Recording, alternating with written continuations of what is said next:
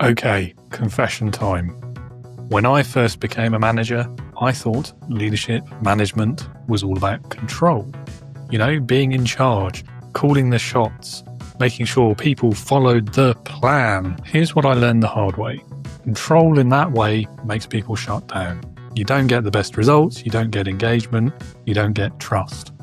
What works instead is collaboration, curiosity, and intentional trust building. Listening, following up.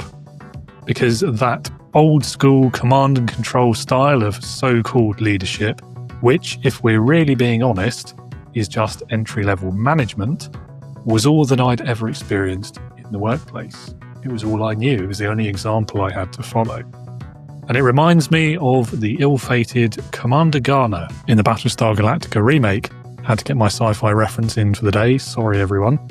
So Garner, interesting character, played brilliantly by John Hurd, who you probably best know as the father of Kevin McAllister in the Home Alone movies. So anyway, back to the character of Garner. He never planned on commanding a ship.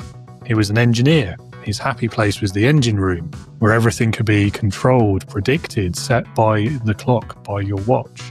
And he excelled in that environment. He was a brilliant engineer, brilliant leader of engineers. So when he was promoted to command the entire ship instead of just the engine room, he couldn't adjust. He's been elevated to a new role pretty much by default, rather than because anyone saw any particular leadership potential in him. He was the last man standing, literally and metaphorically. He was the textbook accidental leader, accidental manager.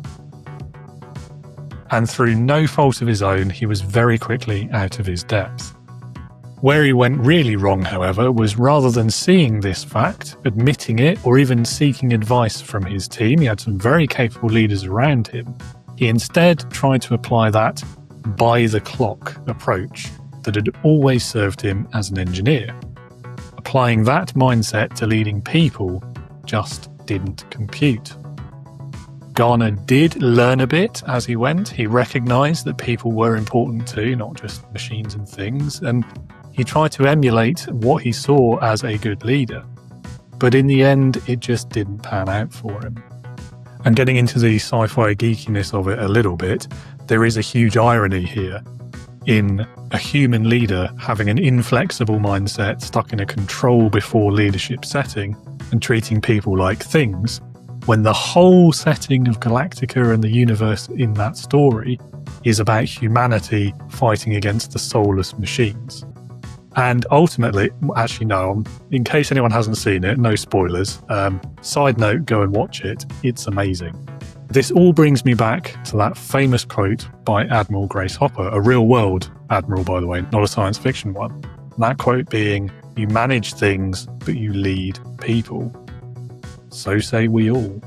Follow me now for more sci-fi leadership lessons, often in silly video formats.